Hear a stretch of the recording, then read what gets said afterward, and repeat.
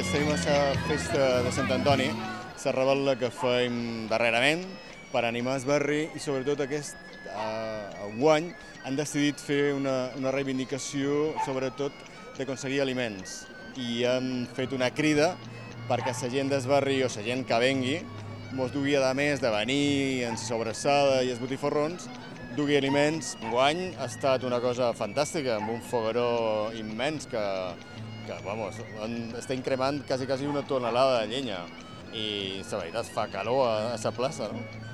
I ja ho veus, està fantàstic. Molta gent, molta participació.